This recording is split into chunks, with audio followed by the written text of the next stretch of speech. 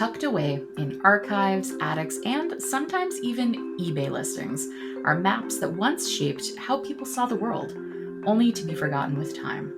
In the Library of Lost Maps, Professor James Cheshire breathes new life into these overlooked treasures, revealing the stories they still have to tell. Today, we're joined by James to explore the surprising histories behind these maps, why they matter, and what they reveal about the people and places that created them. Let's open the library and begin our journey.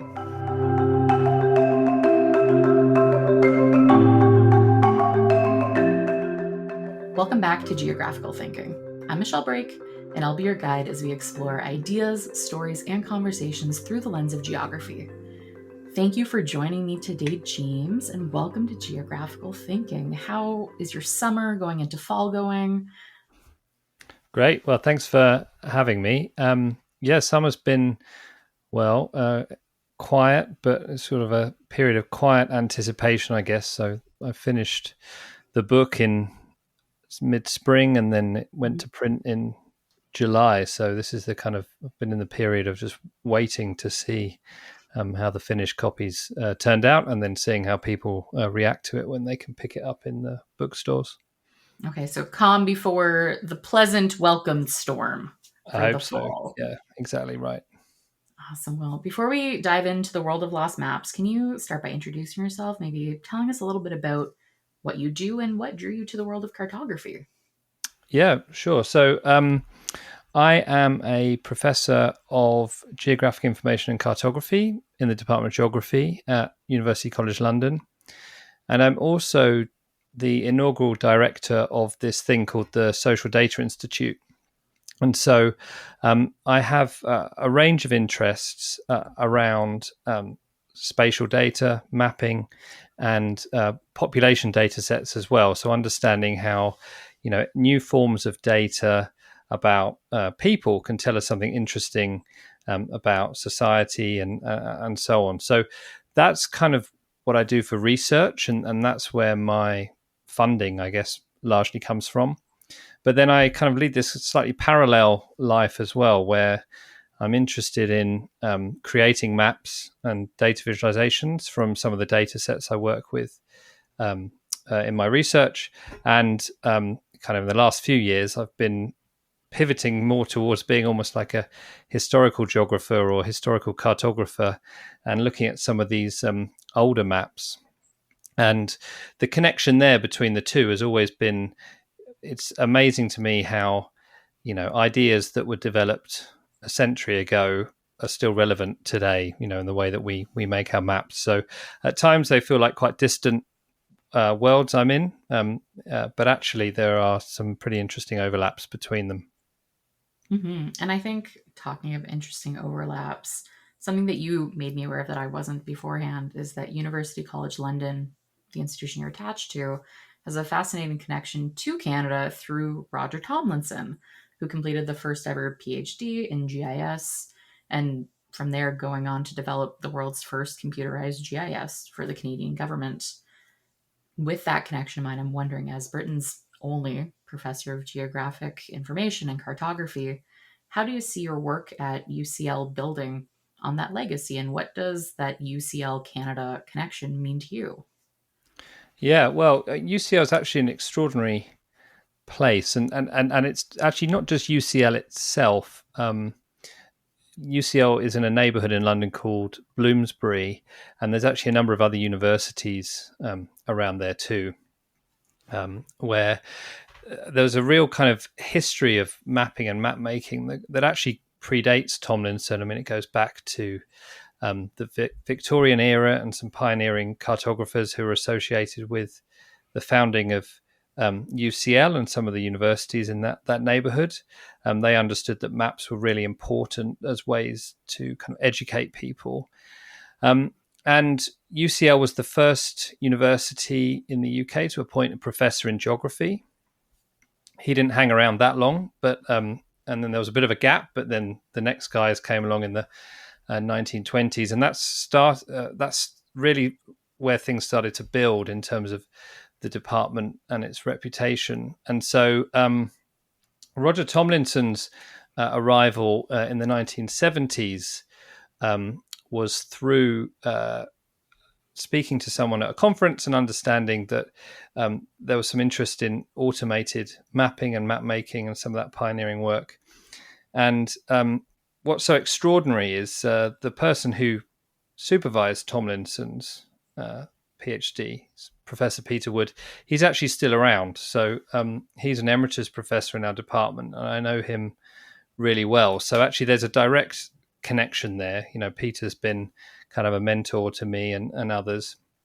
And then since, you know, the pioneering work of Tomlinson in the 70s, we've actually had lots of, people coming through, always looking to kind of develop mapping. And indeed, you know, UCL, it was a UCL student who founded OpenStreetMap, for example. And actually, a lot of the OpenStreetMap data for a time was actually hosted on UCL servers. So it's this funny place, really, where a lot of the pioneering work, particularly in the UK, but also with kind of global implications, just sort of gravitated around UCL. So I'm part of that legacy, and it's something that I take, pretty seriously, and I want to, carry on and build and develop, for the next however long we're around, because I think UCL is a special place for geospatial, and it's certainly the largest in the UK in terms of the community of people that are working with these kinds of technologies. And it's interesting to hear how those connections and legacies have played a part over time in seeing the things that we know today and frequently work with and experience do play a larger role in our day-to-day lives. The OpenStreetMap one was a surprise for me. I know there's some mentions of it in various parts of the new book that we're going to talk about as well. But it's interesting to know all of these things come and have this long legacy to one institution. So congrats on being at the celebrity institution of GIS and mapping. Yeah, well, I feel very fortunate, and I'm lucky that there are many names that pass through UCL. So my PhD advisor and still kind of close mentor is someone called Professor Paul Longley, who wrote kind of Geographic Information Systems and Science textbook with Mike Goodchild and David Rind and David Maguire and others. So there's a group there, and then people who are interested in cities will be familiar with Mike Batty and the group at the Centre for Advanced Spatial Analysis. So, there's few places where you can just kind of bump into these people and learn from them. So I'm very fortunate in that respect.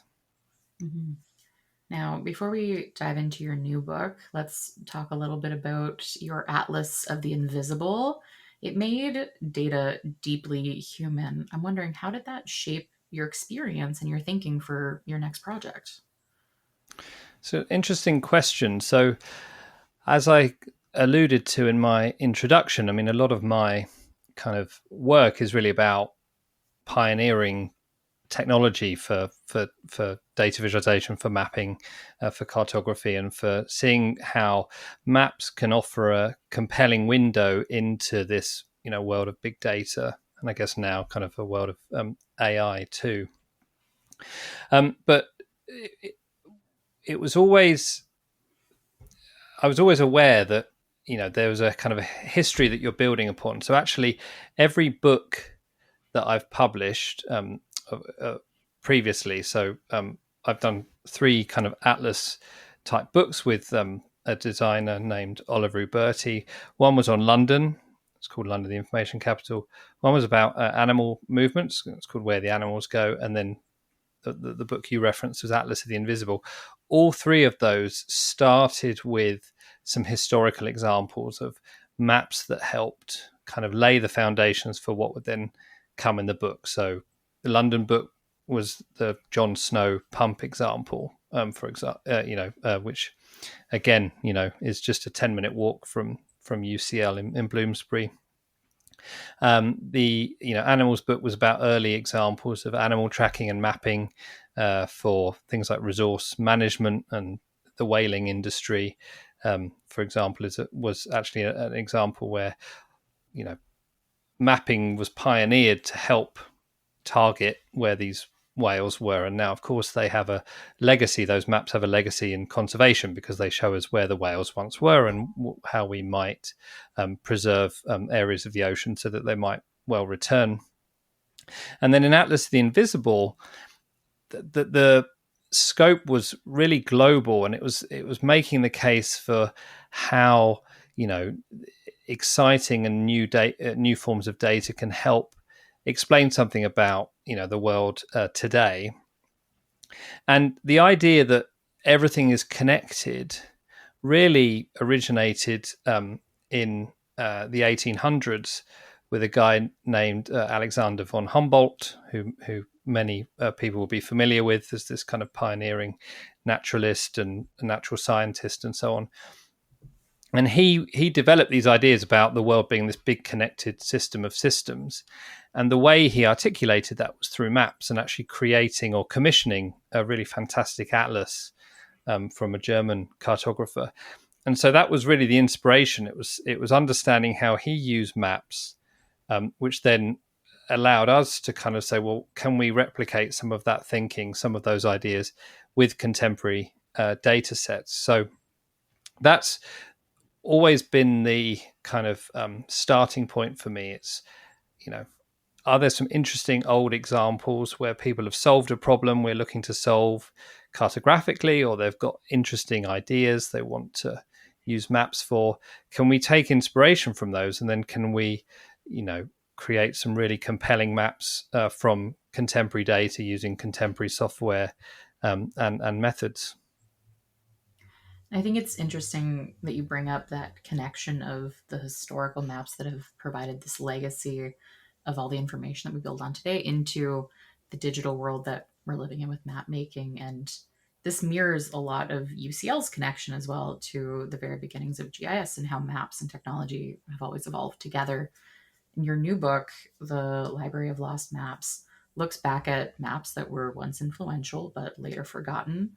Again, also similar to, but different from Tomlinson's story, where we see now kind of that flip of, instead of things being forgotten, the digital now comes into play that key role in our everyday life. And that gets acknowledged within the chapter Maps Go Digital of the book. With all of those things in mind, a lot of stuff, I'm wondering what inspired this particular project and what qualifies a map as lost? What do they reveal about that shifting role of cartography over time? Well, it's an interesting question, and the answer relates back to UCL, and actually, it's a room. The map library that the book is based on is a room that Tomlinson would have been familiar with because it was an integral part of our department. And so, the context for this is that UCL Geography Department has its map library, and it's one of the few remaining map libraries in a university department in the UK. And the reason for that is many of these map libraries have been closed down, and the maps have been given away or disposed of or scattered to four corners of the university, to different libraries and so on. And that was the threat, and to a certain extent, that threat still remains hanging over the space that we have at UCL. And so, you referenced me as the kind of only professor of geographic information and cartography in the UK, and the cartography bit's the crucial one there. I felt that I had to be responsible for this room and to see if we could see what was in there and what we could do with it to try and secure its future. And that was it, really. It was just me starting to kind of go through the drawers in this space, and I didn't know what I was going to find. And I wasn't really sure what I was going to do with the stuff, that I was discovering. And my initial idea was maybe I can, maybe write a blog and pull out some favorites and things like that. But as I was going through these drawers, I was just pulling out maps that I just, could not believe we had, and people were not even sure. People didn't know that we had them, or they'd been forgotten about, and so that was what gave me the idea of saying, well, actually, I think some of these need more information researched about them. We've got many unanswered questions, like how did they come to be in the map library in the first place? Who created them? What was their purpose? And so that's what I set about doing. I just set about going through the room and seeing what I could find. And you know, I still can't tell you how many maps there are, but there'll be tens of. I think there's at least tens of thousands. 750 atlases and over 250, big pull down wall charts. Later, I've only been able to kind of pull out a few. Well, the book features 100 from that total, so 100 is still a pretty big number, but it's actually a small percentage of the overall total. So, yeah, it's been a fascinating project. I mean, in terms of what qualifies a map as being lost, there are some that were literally lost. So, for example, I found a copy of the first geological map of India that was created by an early investor and associate of UCL. There were roughly 30 known copies of this map to exist, and this was an unknown copy that we had and was actually in pretty good condition. So that was something that was a real find.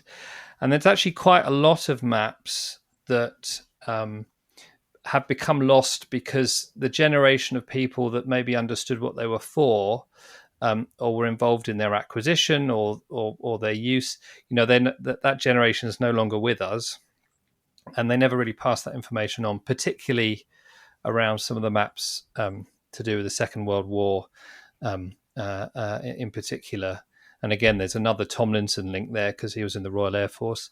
So those sorts of connections are now being lost, and so rediscovering the significance of these maps and atlases, I thought was important for us to do, just to understand, what the legacies of these objects were, but how they can, how they have informed our thinking even today.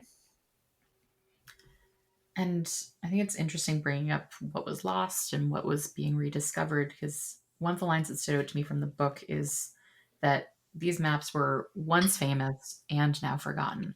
I'm wondering, how did you go about selecting which maps deserved to be remembered again, or just needed to find their time in the spotlight again from that once famous time?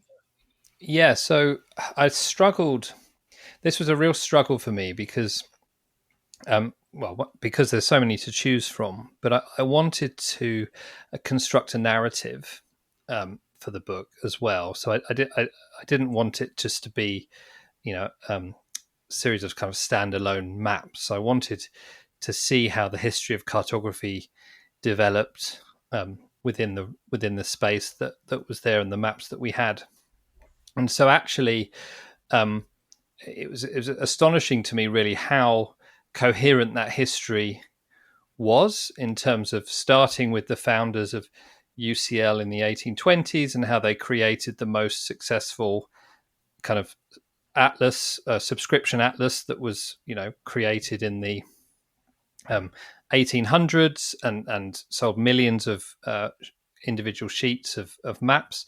How those guys then informed some of the scientific thinking, and some of the kind of slightly more, I suppose, reductive and less productive thinking around ethnographic mapping and so on, and the idea of nation building and etc. that developed at the end of the 1800s and then really kind of hit its stride during the Paris Peace Conference at the end of the First World War. And then how those ideas of using maps to define countries suddenly kind of morphed even more into using maps to sell a kind of nationalist, racist agenda that happened throughout kind of 1930s Germany.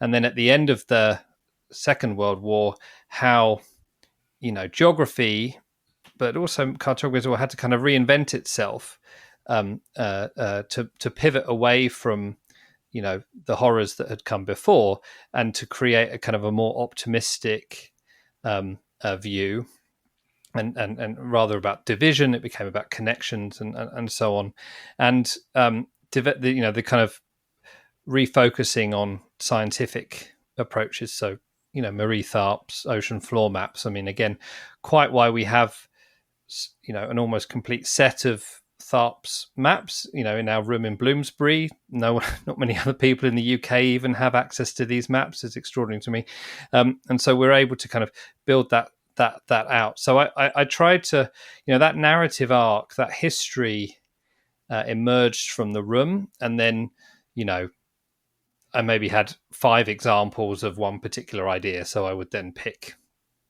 what I thought was the most interesting of those 5. But this idea that you kind of have this, even these connections that you keep finding. So, the technique that Marie Tharp used to map the ocean floor was developed by someone called Lobeck, and he actually created that technique for the Paris Peace Conference at the end of the First World War, so that he could help inform politicians about the terrain of the countries they were drawing these borders around. So it's an extraordinary thing where a development like that at the end of a war suddenly became something so much more impactful for science and for public communication at the 50, 60 years later, or I should say rather 40, 50 years later, when Marie Tharp and Bruce Heasin were sketching their ocean floor maps of the Mid-Atlantic Ridge and so on. So there are many other examples like that, and that was the bit that was most fun for me, just seeing how all these people kind of inspired one another and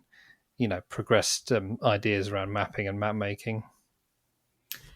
And what I find interesting with a lot of that progression is how we go from these beautifully crafted maps that have depictions of sea monsters, and like art was really a big part of them, of depicting the landscape or showing the dress of people that you would find when visiting somewhere. There's some of my favorite maps to look at, but we have those. We have more practical maps for like city navigation, or some more sinister, as we've talked about. Thinking about all of these different applications, what do they reveal about people and societies that made them? Well, cartographers know that, or cartographers should know that, no map is perfect, and no map is kind of a truly kind of impartial depiction of the world, because the world is just too complex and too complicated to kind of reduce down, in its perfect form into a map. So you have to make a whole load of editorial decisions about what you're going to include and what you're going to exclude. And I think the way that different societies or different sort of different historical moments, people chose what went on a map, I think is really interesting. So at the beginnings of the 1800s, there was a clamor for science and for, it's a bit like today, really, understanding that there's loads of new data sets coming on stream, and we've got to work out how we might visualize and understand them. And so there are big questions about, well, how do you map something you can't see? So, for example, temperature. If you've never made a map of temperature before, how do you imagine how you map something like that? And it was actually von Humboldt and his collaborator Heinrich Berghaus who came up with this way of making maps of temperature using this thing called isolines, and those kind of helped dispel the myth that temperature varied kind of at a consistent rate from the equator to the poles. And so you had questions like, well, hang on, why is the temperature slightly warmer, in the North Atlantic? That could be because there's an ocean current there that's helping to transfer warmth closer to the poles. And so as soon as you start visualizing stuff, you can start to ask these extra questions, and that was really the imperative. And then those innovations then got distorted around kind of ethnographic mapping and understanding how you might use similar techniques to articulate a border for a country. And when you're arguing, what a country should look like, who gets what territory, then there's scope for cartographic innovation there to help make your argument. And there's this famous example of a map that was created for Hungary called the carte rouge, and because of the color red that was used to depict what was seen as the sort of Hungarian population there, and to create an argument for different borders, and then the idea that you can use maps to pursue kind of scientific endeavors, again, later in the 20th century, I think became really important. And you had this really interesting moment where you've got the kind of beauty and complexity of the ocean floor maps that Tharp and Heesin and others were creating, using manual methods of just layering up sketches on tracing paper on light boards, and then simultaneously you've got someone like Tomlinson who's coding up the same kind of ideas, but he's doing it in a computer.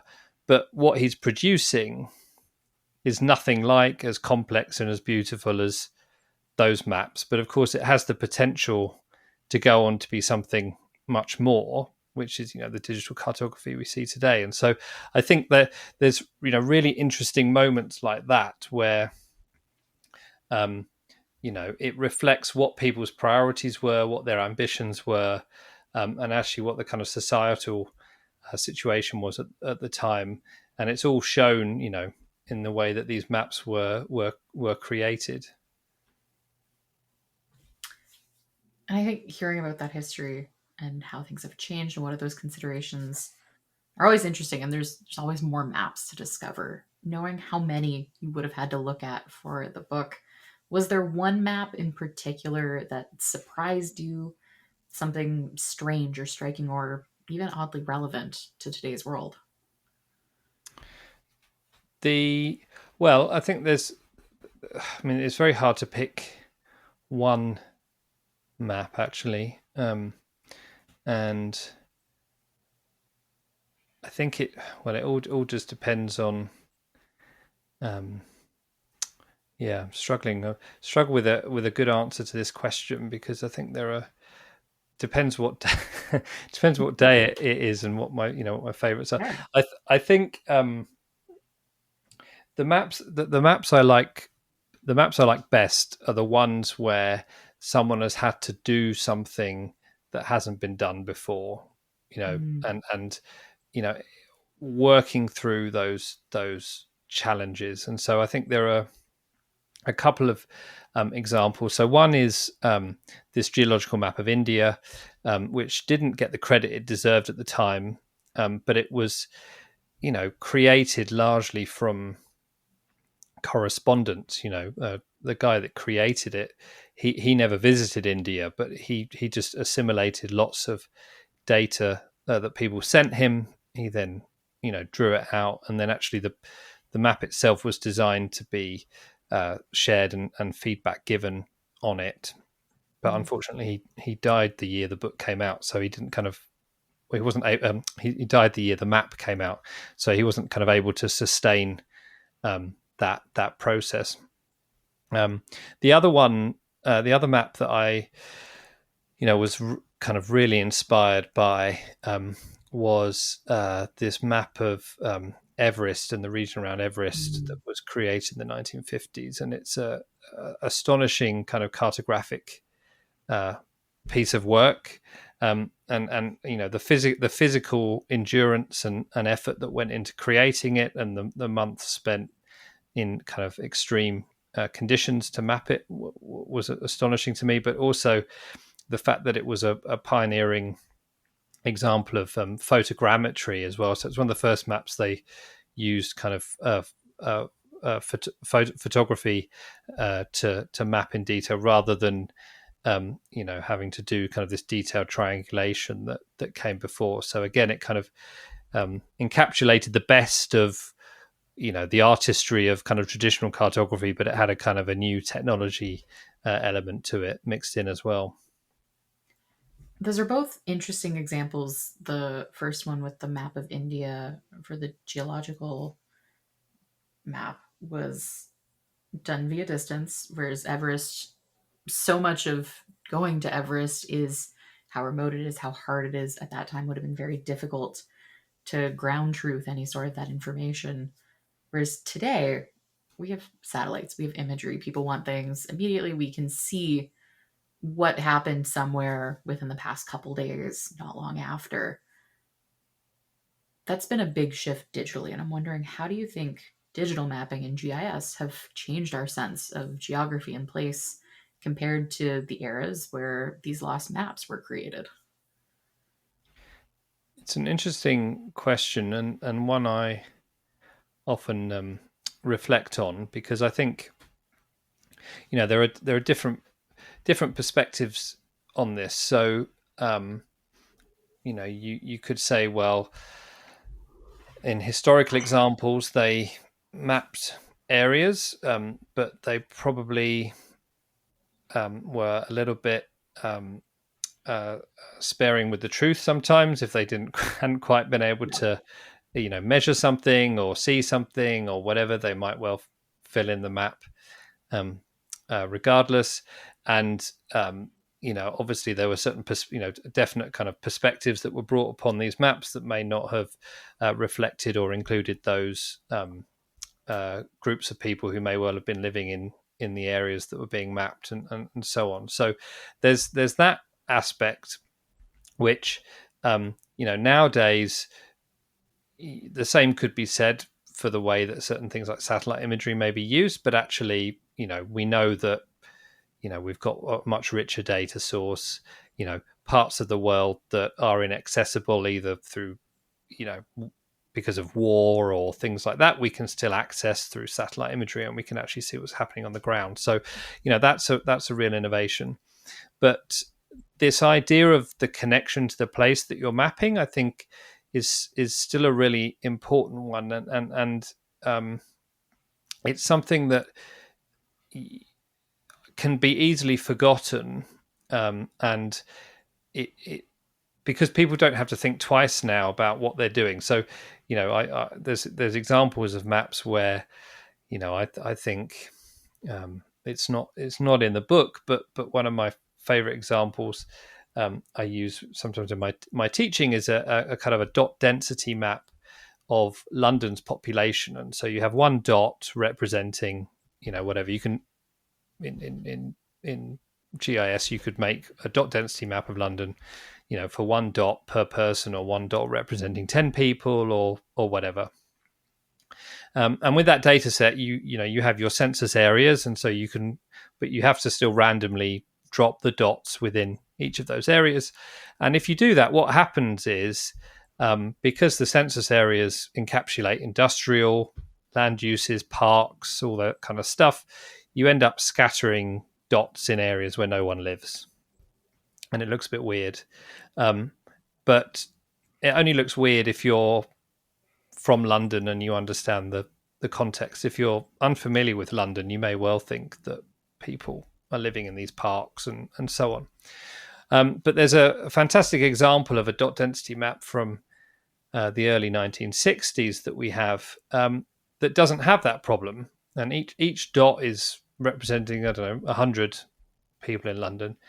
But because each one's been placed manually, the person doing it has obviously thought about, or had a moment to think about, the city, and so they place dots in areas where they know that there are people living, and so it doesn't have that problem.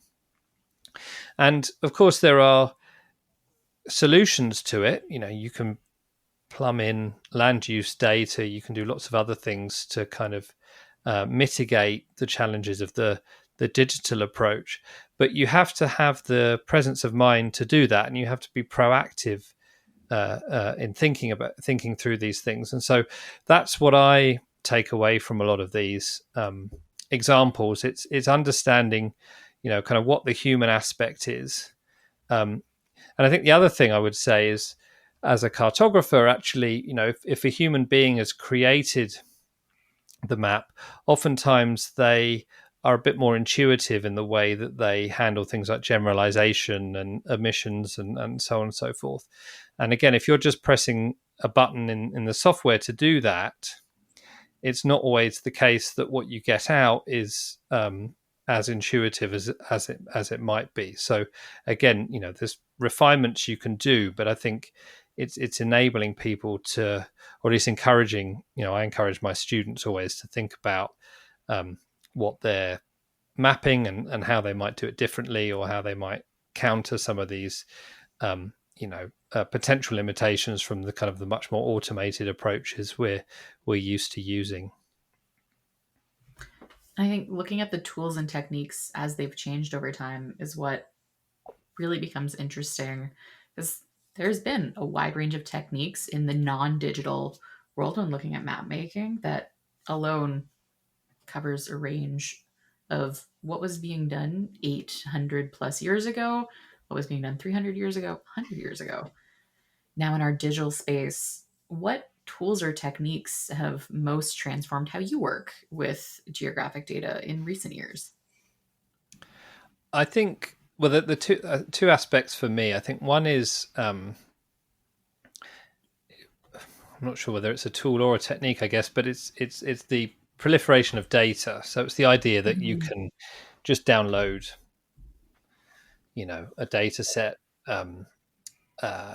We earlier we discussed, the idea that satellite imagery can be downloaded, in near real time. I mean that's really transformative in the way that you can. Um, for example, one example, my favorite example of this from the book we did on where the animals go was Mhm. developing base maps that actually matched the animals that we were mapping. So, if you're mapping snowy owls over the Great Lakes and how they're hunting, then actually you don't want a generic base map of the lakes in the summer um, to show where the owls are, because actually they're using ice rafts as platforms to do their hunting. So you really need the satellite image that shows where the ice rafts are and how the owls are using them from the GPS data. And back in 2015, 2016, when we did that, that was still quite a innovative idea. Really, we forget how quickly this technology has developed in terms of its widespread availability. So I think that's one thing, just being able to access data. And then the second thing I think is just the computational Mhm. developments, particularly around GPUs and things like that, so that you're able just to kind of crunch through these huge volumes of data, really efficiently, in order to distill them down for the map that you're creating. And you know, um, I've been, I completed my PhD in 2011, and so 14 odd years ago, and over the course of that period, I mean, I almost feel guilty at how easy it is to do stuff now. I feel like if I'm not spending, if I'm not going away, leaving my computer sort of grinding overnight, I'm not Mhm. doing it properly. But of course, you can do in a few seconds what would have taken a few hours back then. So that's that for me are the best two developments, and particularly the speeding up of stuff. It means you can experiment, and it means you can play around with ideas much more often, and hopefully create something interesting at the end of it. Mhm. And I think looking at how far we've come, even in the past 10, 15 years, gives you an appreciation for how did we do it then? What is easier now? Great, we're bringing in more AI tools and simpler workflows, things that can be done while we walk away. But that then makes me consider, when you're looking at maps from an everyday user perspective, whether it's Google Maps or in ArcGIS or another platform, how do you then develop that deeper appreciation for cartography when you've had to labor over analysis and base maps and things for days, weeks, however long, but now we can get them with the click of a button? Where does that deeper appreciation come from? How can we build it together? It's an interesting question. I think for me, I don't actually think that. Um, I think there's been some really interesting developments in the last decade or so around, the defaults for these things. So, ArcGIS, for example, I mean, cartographically, the kind of default options people are given, it's much more sophisticated. It's much better than it was, 10 years ago. And I think that enables people to pick up a map or pick up some data and drop it on a map, and it looks good.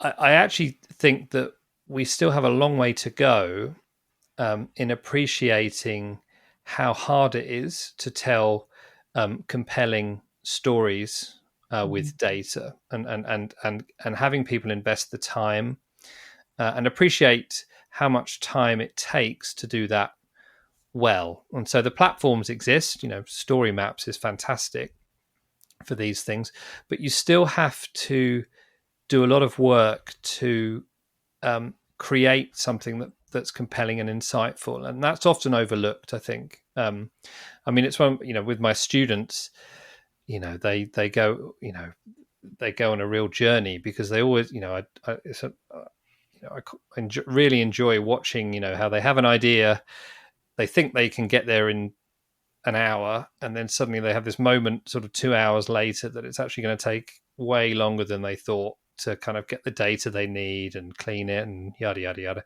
And then they're kind of really, they hit rock bottom with the idea, and then suddenly it starts developing and building and building and building, and then you get to the end point that, they thought they were going to reach in an hour. It maybe takes them a couple of days. And what I say to them is, well, if you've done that well, then unfortunately no one's going to appreciate how much work went into it, because you've done a fantastic job, and it's instantly intuitive, it's instantly understandable for people, and so they don't understand, they won't appreciate how much work has gone into that. And that's okay. The whole point is that we're not asking users to do the work for us, we do it for them. But I think, there's still work to be done in educating users of GIS, but any kind of spatial analysis more generally, and helping them kind of create more compelling narratives from the maps that they're creating, to then really realize that impact of the power of the analysis that they've done. Mhm. I think that's great to hear that there is some challenge that we're still seeing, that we're challenging people to think critically about the maps they're making, the data they're using. What is that process? It's not click a button and we're done. So there's still that part that's baked into what we're teaching people. It gives me a lot of appreciation, because I think even when I went through school about 10 years ago, when I was first discovering GIS and various things, there was still a process to it. And I'm glad that we don't have to sit overnight in the labs until 2 a.m. trying to figure something out. It's still an option. Don't get me wrong. If you want to be in the lab until 2 a.m., you can. But now we're able to do more things over time. It doesn't have to be a laborious process, because things have evolved. We've figured out ways that we don't have to code everything ourselves. We don't have to draw by hand anymore. We don't have to draw maps ourselves. So there's some of that that's come along. And I appreciate that insight. This brings us to our last question. I'm wondering, what's next for you after the Library of Lost Maps? Is it more books? Is it more maps? Is it more hunting through libraries for parts 2 through 50? Because I hear we've got more maps to explore. Where do we go from here? Well, I don't yet have an answer to that question. I mean, I've got some exciting work I'm doing at the moment, which we should be, launching imminently around some data work that we've done in London, and looking at some hard to reach populations and around people who work at night and night working in London. And there's some we're doing some great story maps and stuff around that, actually. So and that's the first time I've kind of seriously embarked on creating a whole kind of series of story maps from some research. So I'm looking forward to seeing how they're received. The Library of Lost Maps, I'm under contract for a kind of a children's book version, so Ooh. that will be quite a fun thing to work on, I think, to see what kind of kids are going to be excited about with that. And then I think I just need a little bit more time to kind of take a step back and think about whether the next steps are, more making maps or more writing about maps. I mean, it's interesting. I used to characterize people, or I still sort of characterize people, as people who talk about maps, and then there are people who make maps. And there's not many people that do both of those things, particularly in geography departments. So I've kind of done both now, and so I'd like to kind of keep doing both if I can.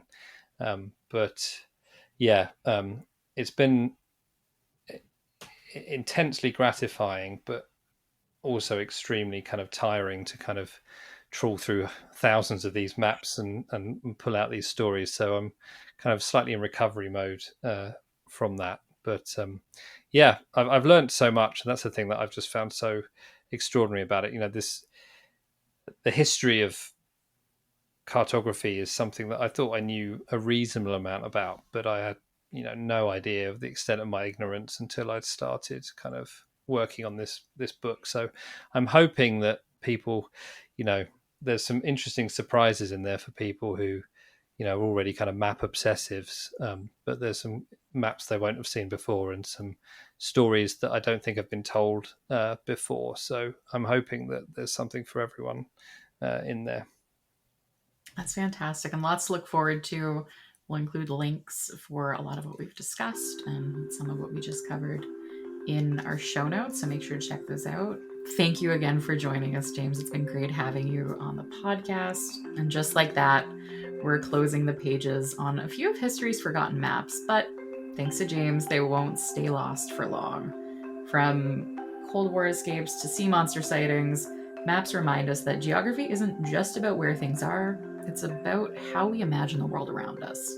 You can find the Library of Lost Maps wherever books are sold, and trust us, you'll want to get lost in it. Until next time, keep exploring, keep learning, and keep thinking geographically.